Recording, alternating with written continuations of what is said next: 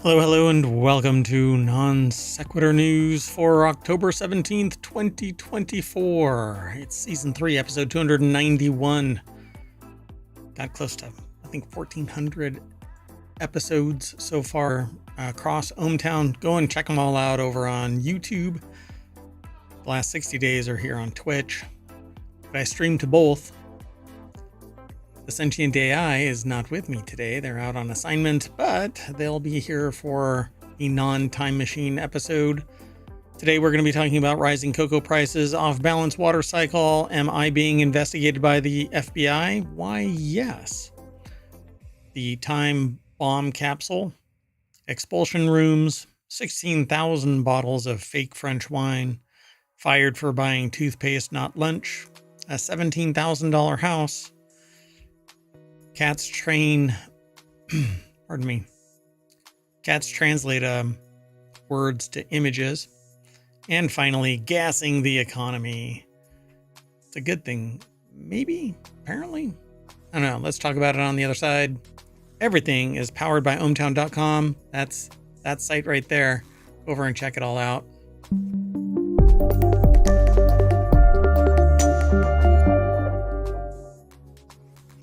All right, so let's get into this. This is a time machine episode, so I kind of have to go through it pretty quickly, but we're going to reset afterward and then do the normal show, not the time machine show, for the 18th, because I missed yesterday. Mayoral duties typically prevent me from doing the Thursday show on time, but hey, it is what it is. Let's get going. First article is, and by the way, you can download all of the shows because we have a podcast. It's called Non Sequitur News over on Apple and anywhere you catch pod. Don't worry about it. Just go do a search wherever you listen to podcasts, and ohmTown should be there along with all of the 6 other weekly shows. Non Sequitur News is the daily show, and then we've got 6 additional ones that cover niche topics across the spectrum of ohmTown.com. This first one, though, is over in the mobile channel. Rapidly rising cocoa prices could make Halloween candy even more expensive. We've actually been following this for a while now because I've got a couple of products that I've had in development for a while now, and I keep watching this cocoa prices go through the roof. So thanks to inflation, you likely notice the cost of grocery store runs have been creeping up, and candy's no exception. This year, supply shortages from major producing countries like Cote d'Ivoire and Ghana have driven the dramatic increase of cocoa prices thanks to adverse weather conditions and crop diseases. According to Ghana's Food and Agriculture Minister, Brian Anchampong, I think is how they pronounce their last name. Cocoa prices have more than doubled for the 2024-2025 cocoa season.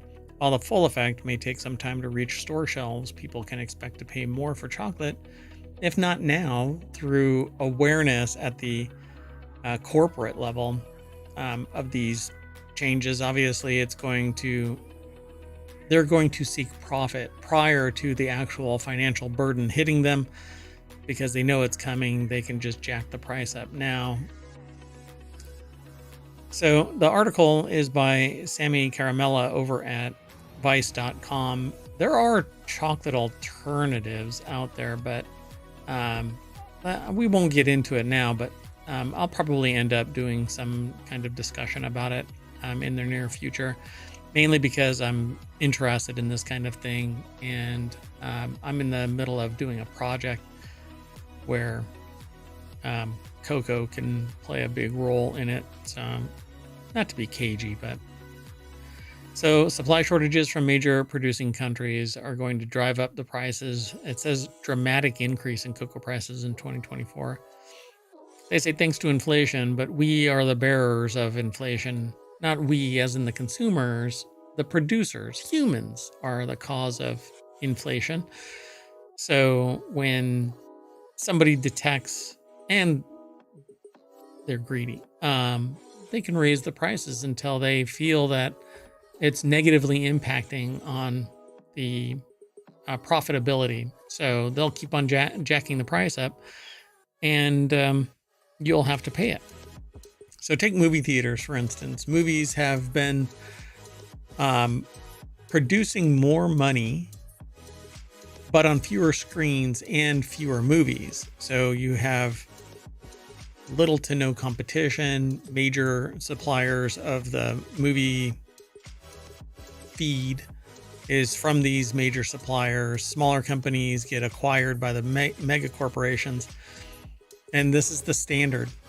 You get less quality, etc. There's a lot of fan, favorite kind of explosions and murder mystery kind of stuff. But really what it comes down to is you have fewer choice. You get what you get, and you're going to go to a movie theater and pay more and get less. And you just have to look at history to show that. And that goes for all supplies. The supplier at the raw material supply side are raising their prices. They're going to blame inflation, but they are the cause of the inflation based on my review of the economics. So, according to Ghana's Food and Agriculture Minister, Brian Chepong, cocoa prices have more than doubled for the 2024-2025 season, and that's because they say supply shortages caused by a natural disaster. Already, many candy producers are reportedly focusing on non-chocolate products due to these record high cocoa prices, boosting production on other types of candy like gummies, basically sugar replacements instead of cocoa. For example, Hershey launched Shackalicious XL gummies, which were part of a partnership with the NBA legend Shaquille O'Neal. So no shit news at $4.49. According to Branch, you might also notice that Halloween candy bags are smaller than in previous years, but virtually the same price. He calls this shrinkflation. We all call it shrinkflation, but making it sound like it's something out of their hands is bullshit. Their profit margins they're going to be profitable. Record profits, by the way. And so it just, Branch is just a person, a sector manager for Agri-Food Institute. But where they say, you might also notice it, these companies are the cause of this shrinkflation. They're charging the same, which means they're increasing their profit. They're making more. They're actually making the same, but each instance is priced higher for less, and your options are going to change, all because it's more about greed than it is about anything else. We could have the same thing, but you can't fend off investors with the same percentage or even a moderate percentage. You have to maximize profits because that's the ideological bent we have formulated, where greed is good, and the only thing that a company has to do is produce profit. That's what, the person who said it now regrets saying it, but because it's bullshit. We can have a different type of compass, and it doesn't have to be pure greed. Anyway, let's move on. The next article is over in the Mobile channel. Google water cycle off balance for first time in human history, according to a report. The world's water cycle is out of balance for the first time in human history. According to this new report, the Global Commission on the Economics of Water, which is made up of global experts, attributed the imbalance to decades of collective mismanagement and undervaluation of water, which again, this is bullshit. There is enough water and technology out there that we should be able to afford water at a low or no cost based on taxes and whatever. I mean, it's ridiculous that undervaluation, when I hear it in this phrase, undervaluation of water, they're talking about money. They're not talking about undervaluing it in an ethereal sense of it's the most important liquid on the freaking planet. Without water, all life dies.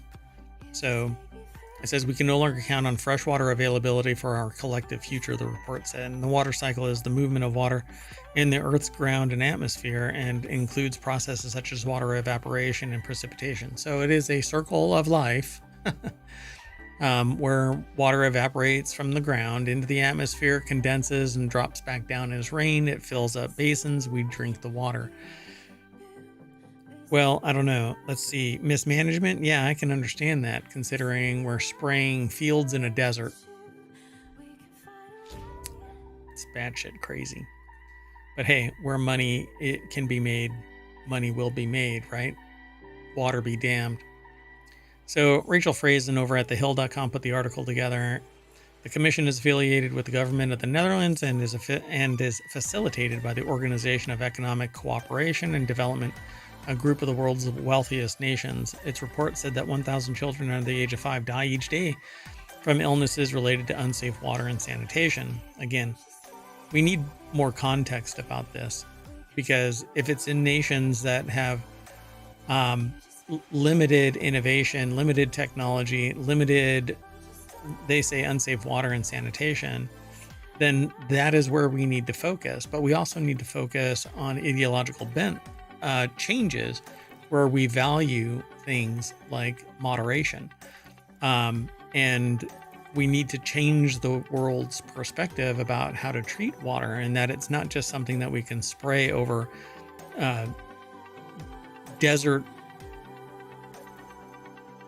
geographies for days on end, so that we can grow freaking nuts on a hill. I mean, it's nuts that we even do it. But there's more context here, and I'm sure that it's in the document that they're talking about here, but I would have to go and find this document and get it. So the report also projected severe economic impacts if current practices don't change. The combined impacts of these issues and rising temperatures caused by climate change could shrink the gross domestic product rates of high economic or high income countries by an average 8% in 2050 and lower income countries by 10 to 15%. So this will lead to strife, conflict, and maybe we're witnessing that. Let's keep moving though. The next article is over in Mobble. It's a channel that I'm actually working on another project to bring a different service to Mobble, but hopefully it will play well with ohmTown.com. So FBI arrests man who searched, how can I know for sure if I'm being investigated by the FBI? Well, apparently if you do that search, maybe it lets the FBI know. Eric Council Jr. is accused of helping to hack the U.S. Security and Exchange Commission's Twitter account in order to post false information about Bitcoin. Todd Feathers over at Gizmodo.com put this article together. According to this article, they hacked the account in order to post erroneous information about Bitcoin that briefly drove the price of cryptocurrency up by $1,000. The U.S. Attorney's Office of the District of Columbia said that Eric Council Jr., who needs counsel in the form of an attorney, received personally identifying information and an ID template from co-conspirators that allowed him to make fake ID cards for someone with access to the SEC's Twitter account. He allegedly then used that ID card to at a cell phone store in Huntsville, Alabama, to obtain an iPhone with a SIM card linked to the victim's phone number, and then using the spoofed phone, counsel allegedly helped co-conspirators log into the SEC's Twitter account, from which they posted a tweet falsely claiming that today the SEC granted approval for Bitcoin ETFs for listing on all registered national security exchanges. In exchange for his help, counsel allegedly received payment in Bitcoin. 25-year-old now felon did a suspicious internet search for phrases like SEC GOV hack, Telegram swap. Jesus. How can I know for sure if I'm being investigated by the FBI? What are the signs you're being investigated by the FBI or law enforcement or FBI, even if you've not been contacted by them? Yeah, the January 9 hack spiked the value of Bitcoin for a short time before SEC Chairman Gary Gensler posted from his own account that the information was false, after which the price of Bitcoin dropped by $2,000. Interesting. So I think everybody involved in this should have been prosecuted, like from the telecom company all the way involved in this conspiracy. nobody should be able to do a SIM swap, particularly for a government agency or a government agent that's in charge of a government agency's Twitter account. And there should be so many checks and balances that it makes it just untenable to try and hack in. So interesting. 25-year-old. It definitely wasn't worth your while there, bub, was it? Let's keep moving. The next article is over in the mobile channel as well. Why a Kansas City museum called the Bomb Squad to open a 100-year-old time capsule. The Kansas City Museum took great caution when unveiling a century-old time capsule on August 16th. The National War Museum, World War I Museum, and Memorial held a ceremony to open up a time capsule that was entombed 100 years prior to the Liberty Memorial Tower. So before the public event, museum staff unearthed and opened the time capsule, which was no easy task. Staff had to drill inside the wall made of 18 inches of concrete and limestone to retrieve the capsule, which had shifted a few inches over the century. When they got the capsule out of the wall, apparently some indicator said, you know what, there's something wrong here. Instead, staff called the Kansas City Bomb Squad to assist. The move was a necessary one, as staff was aware that contained in the capsule was film from the time, which, oh right, the nitrite film. Wow, back in those days, film was made of nitrite, which actually becomes flammable as spontaneously combusts. When oxygen comes in contact with it, it can explode. So the bomb squad did their job, nothing exploded, much to the curator's delight. So what normally happens is they try and recover this film and then translate it into a non-flammable either film or they digitize it. Things only got better when they looked inside and found that nothing was damaged from water or mold. So yeah, at the ceremony, there were airplanes circling overhead, a band concert, patriotic music. They even released doves. Matthew Naylor, president and CEO, told the crowd on Wednesday. There was colored smoke, and there was reading from the 5 Allied commanders who had been there in 1921, and also from President Calvin Coolidge. So, ta-da! Inside was 15 objects, including newspapers, a Bible, and American Declaration of War from 1917, seeds and letters. Of course. Let's keep moving. This next article is over in the mobile channel. Bandai Namco reportedly using expulsion rooms for layoffs. So Bandai Namco is basically a video game publisher, and one of the things that apparently is going on in Japan is the labor laws are restrictive in how you can fire somebody. Essentially, it makes it very difficult. And so what's going on is you're basically being put in a room with no assignments, no tasks, no nothing. Your brand name is going to diminish if you stay in this room. So to save face and to move you out, motivate you to quit, you get assigned an expulsion room. So Japan's labor laws make it difficult to lay off employees. So Bandai Namco has allegedly resorted to expulsion rooms. Louis Prada over at Vice.com put this article together.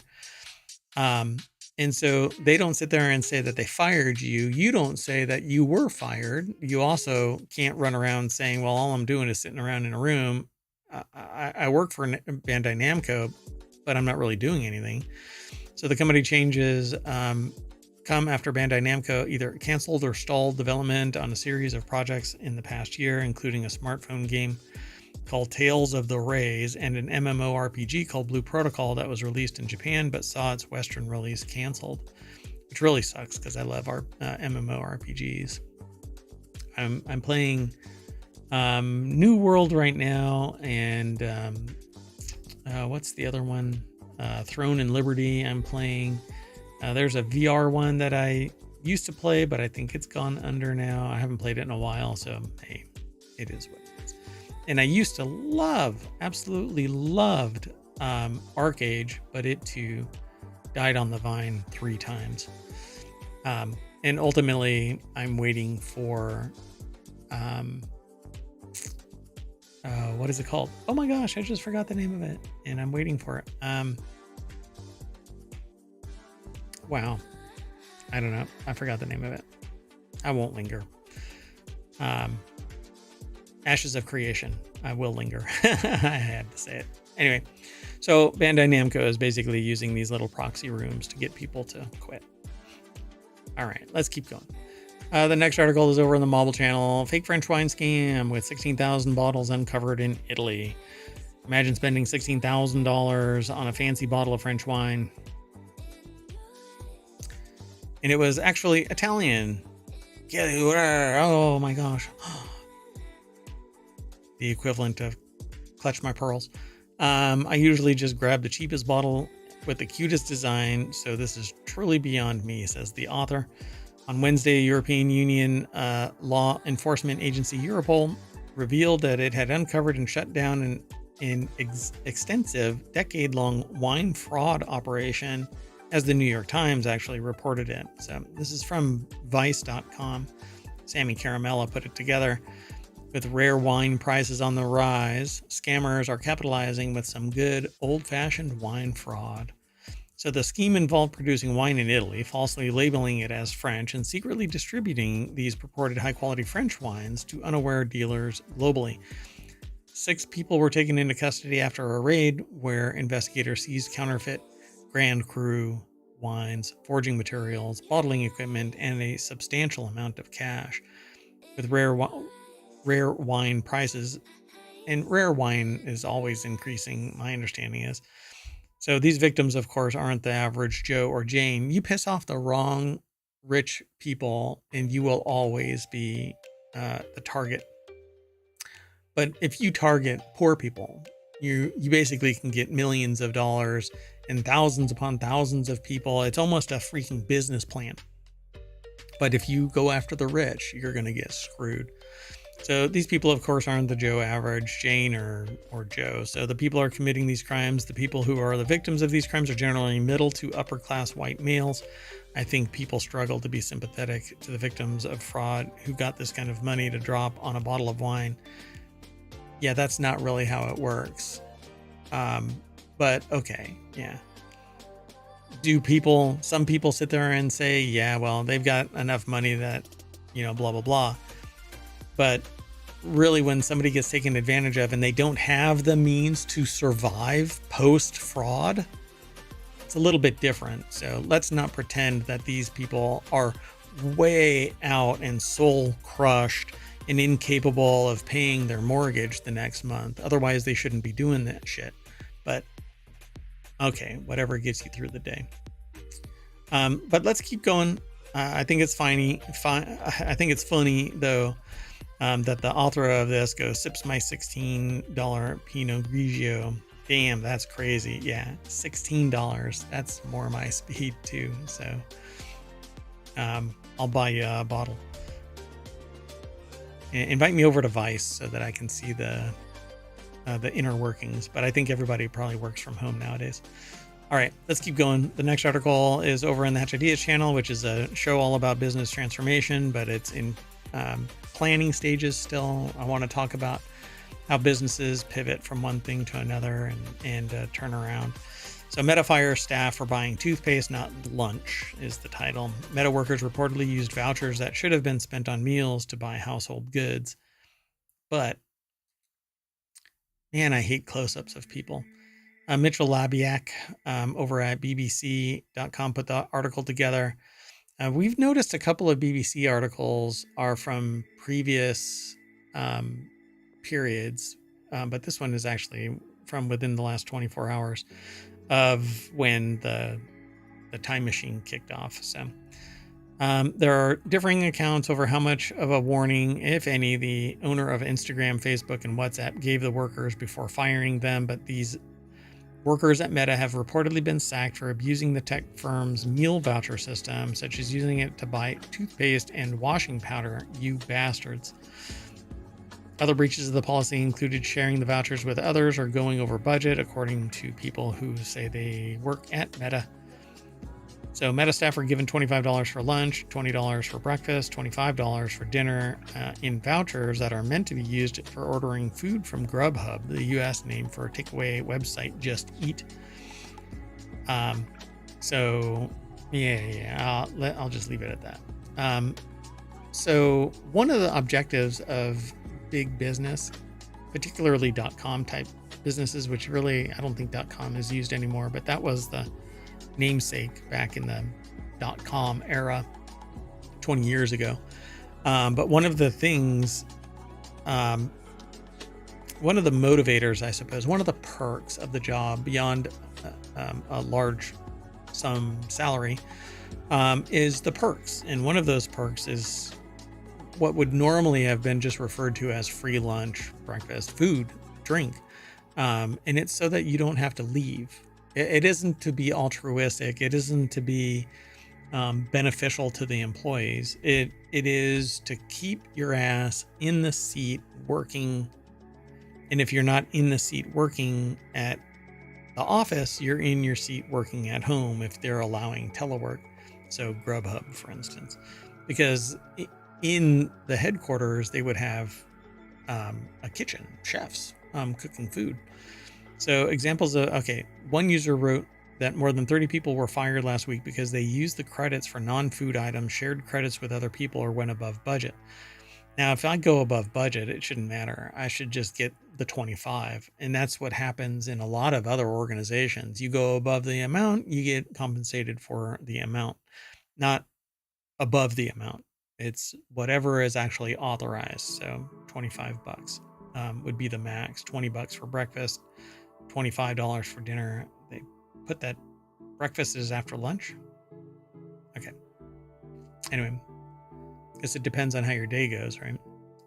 Anyway, they were given a warning to stop, which most of them did, but they were still fired 3 months later, even after stopping.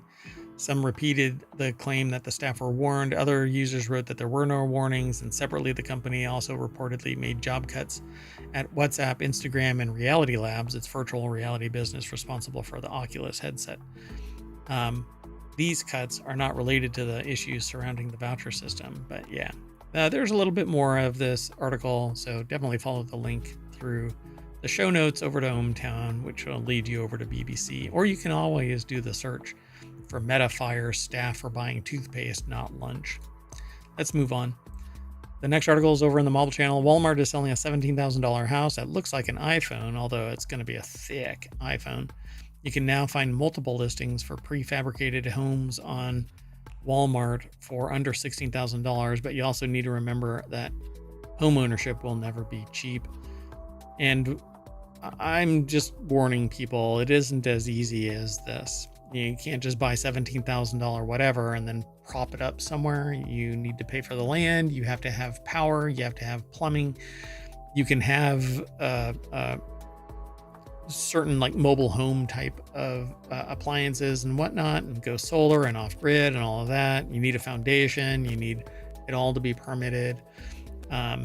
If you want to be on grid, and unless you're out in the sticks, there's a lot of issues involved. You have to have licensing. Anyway, this article is over at gizmodo.com. Kyle Barr put the article together in it. And that's kind of what this one looks like. There's different versions of this, to be sure. It looks more like a bathtub set on its side. You know, one of those kind of, not really pedestal bathtubs, but these little block freestanding bathtubs that aren't mounted in like a frame or anything. They just sit there. That's kind of how this thing looks. But it's horizontally mounted, right? And so you open the door, and inside it, there's a bathroom compartment, and there's a bedroom compartment, and an office space as well. And I actually love this thing. I think that this would make a great portable studio, or a great small form factor brewing, brew house, where you can do your beer brewing and fermentations and do the whole thing in a controlled area. Distillery would probably be out, because at least in the US, because of the rules and regulations, you can't distill anywhere in the United States, not alcohol. Unless it's, even then you still need permission. But anyway, local, state, federal. So this is pretty neat. Walmart is selling these prefab houses. This is the smaller of the two. The larger one right there is 17,000. But they say that it's called the Apple Cabin in the classic shape of an iPhone through Walmart's site.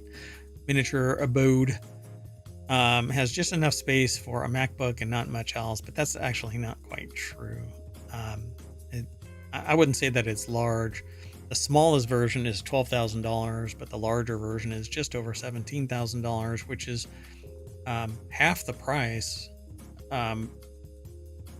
via Walmart than it is for buying it from the manufacturer site, which I find really interesting.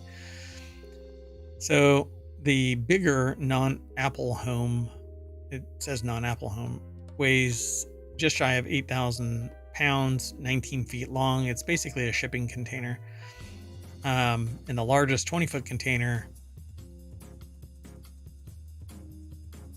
that's interesting. The largest 20-foot Apple cabin weighs 4,563 pounds. At the very least, Walmart lists that shipping is free and the pod home doesn't require putting up any walls. But my understanding is for this kind of build, it has minimal insulation. You can't drill into the walls. It's not designed for framing so that you can like run wires and stuff like that. For any build out inside the walls, you would have to add drywall and like cement it in, not cement like regular cement, but adhesive them onto the walls to increase the thickness of the walls, and you'll lose space and stuff like that. But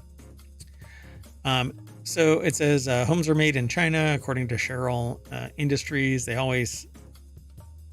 won't get into that, but anyway, there's always these names that are close approximations of something. So building the 19 by 20 foot home requires unfolding a few walls and then using drywall anchors and screws to hold everything together. It says, before you ask, no, you're not supposed to screw into the walls to hang your family portraits, at least when it comes to a pre-installed. It says, at least it comes with a pre-installed toilet, but the plumbing situation will be on you. So yeah, you'll have to get some plumbing sorted, water, sewage, electricity, all of this will have to come from you. You'll have to figure out how to do it. So I've looked at these over the years from time to time to extend the footprint of ohmTown, and always kind of walked away saying, well, who knows, security and whatnot really plays a role. Temperature control, weather can impact accessibility to these things and security of these things. So they're all dwellings labeled tiny homes need at least 400 square feet of floor area, meaning none of the Apple cabins meet the criteria. But I'm not sure about that. It says, for example, in New York, Appendix Q of the New York State Residential Code restricts the maximum size of tiny homes, otherwise known as accessible dwelling units, ADUs. And these are actually being requested in California as well to address the shortage of homes in various areas. So these ADUs, you get tax benefits and stuff like that when you rent them out. Well, all dwellings labeled tiny homes need at least 400 square feet of floor area, meaning none of the Apple cabins meet the criteria. But I think that you should probably check out your local location, because I'm not sure if that's actually everywhere the same terminology, but we'll find out. The next article is over on the Marvel channel. Cats associate human words with images. Experiment suggests a small team of animal scientists at Azabu University in Japan have found via experimentation and that the common house cat is capable of associating human words with images. Pardon me while I do something.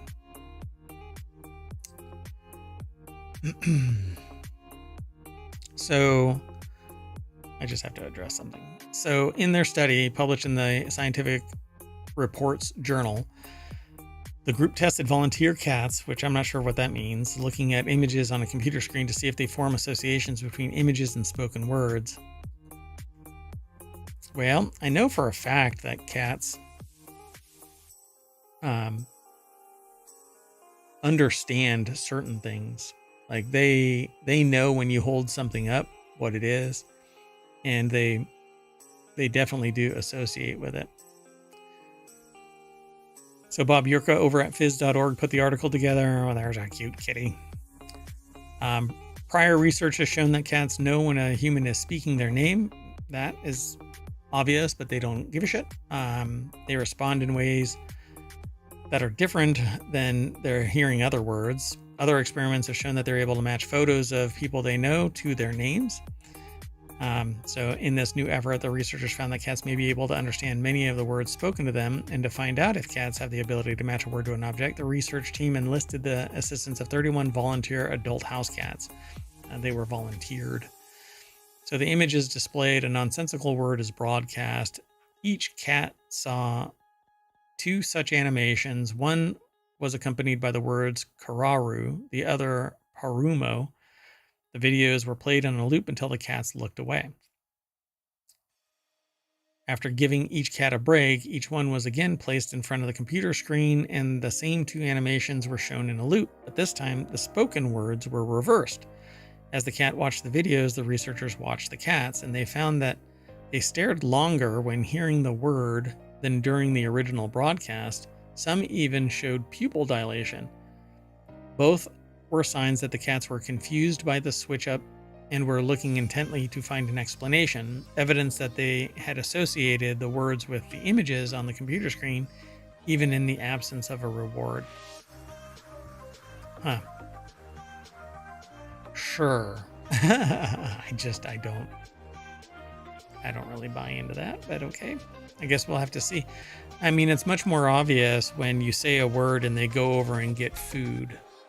I think that makes it much more abundantly clear that they understand when a human says a word and the image of food, right? Like have them walk over to the food, not the actual food dish, but a picture of the food. Then I'd buy into that they understand what the word means. All right, our last article for today's Time Machine episode is over in Non Sequitur News. This tiny country is giving $2,000 to every household as an Exxon oil boom supercharges its economy. So that's why I said gassing the economy. Guyana, the tiny South American nation, is giving $2,000 to every household in the country. Its president said the cash payments aim to narrow disparities and help with higher living costs. A huge Exxon oil find has supercharged Guyana's economic growth and filled the government's coffers. The world's fastest growing economy is handing the equivalent of $2,000 to every household as it works to share its newfound oil wealth and soften the sting of higher living costs. The article is by BusinessInsider.com. Taryn Mohammed put the article together. It says a Guyana government is tapping its newfound oil wealth to give $500 to every citizen age 18 and over. And that's because of the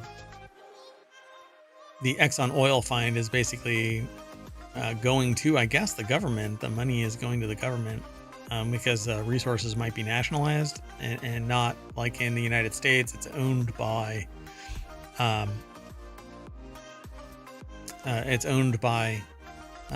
individual companies that own property, land, particularly. Anyway, so he said previously that each household would receive the Guyanese dollar equivalent, or Guianan dollar equivalent of $1,000, but switched to an individual payment after locals raised concerns about how a household would be defined and how the money would be shared within each home. Ali said that the program aims to reduce Guyana's economic disparities and relieve financial stress. So there you go.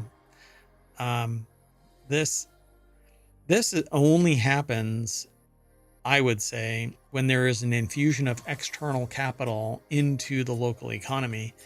But what's going to end up happening is at some point, people are going to figure out just how much money is in the system, and inflation will continue to creep up because they know that everybody's getting $500 age 18 or over, and greedy bastards will figure out a way to take it.